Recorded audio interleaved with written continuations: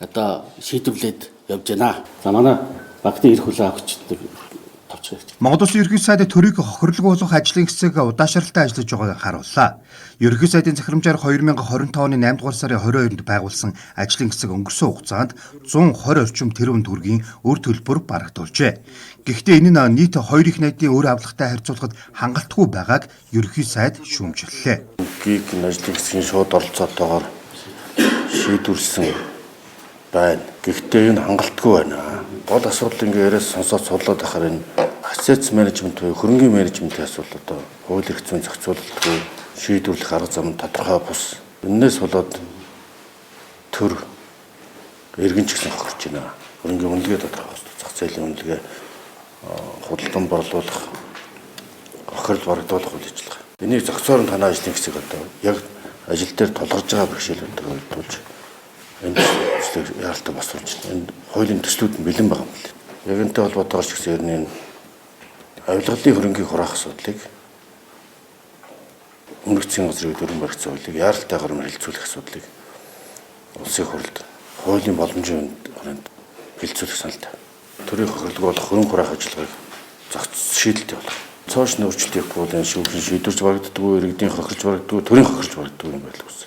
Өр төлбөр тооцож авсан үл хөдлөх хөрөнгийг боловсруулах эрүүл мэндийн салбарын хэрэгцээнд зориулах дуусаагүй барилга байгууламжийг улсын төсвийн хөрөнгө болон төр хувийн хвшлийн түншлэлийн хүрээнд дуусгаж ашиглалтанд оруулах ажил үе шаттай хэрэгжиж байгаа талаар ажлын хэсгийн ахлагч төрийн өмчийн боловсруулалтын газрын дарга Цэнгэл мэдээллээ.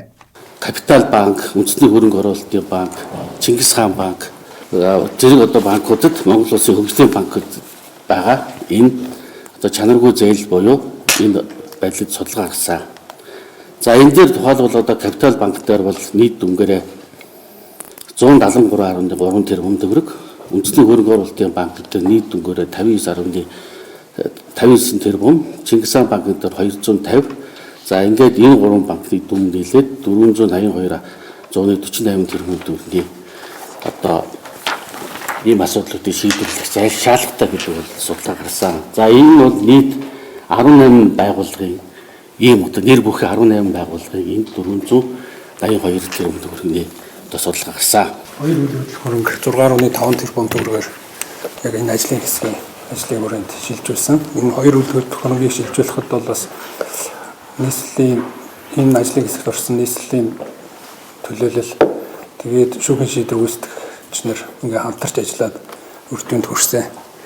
Эрүүл мэндийн даатгалын ерөнхий газарт бас мөнгөн хөрөнгөөр 1.3 тэрбум төгрөг барагдуулсан. Ингээд энэ ажлын хэсгийн байгуулагдсан хугацаанд 9.1 тэрбум төгрөгийн одоо үр дүнд барагдуулаад байна. Жишээ нь дутуу баригдсан шинэ арам королтыг гүйцэд ашиглалтанд оруулснаар багш эмч нарыг орон сууцаар хангах, ипотекийн зээлд хамруулах, хөгжлийн банкны үр төлбөрт авсан гантиг вилла хотгоны барилга дахин үнэлгээ хийж, зарим барилгыг сургууль цэцэрлэгийн зориулалтаар ашиглах боломжтой. Мөн 52 объектыг дуудлагаар худалдах болцоотой гэж ажлын хэсэг дүгнжээ. Өр төлбөр тооцож авсан объект зах зээлийн үнэлгээ хийх, хохирол барагдуулах, худалдан борлуулах тогтолцоог шинжлэхгүй бол ажил урагшлахгүй гэдгийг анхаарууллаа. Энэ хүрээнд хөрөнгийн менежментийн тогтолцоо зохицоор нь шинжлэх хуулийн төслийг шинжилэн боловсруулж ойрын хугацаанд засгийн газрын хуралдаанд танилцуулахыг ажлын хэсгийн гишүүдэд даатгалаа.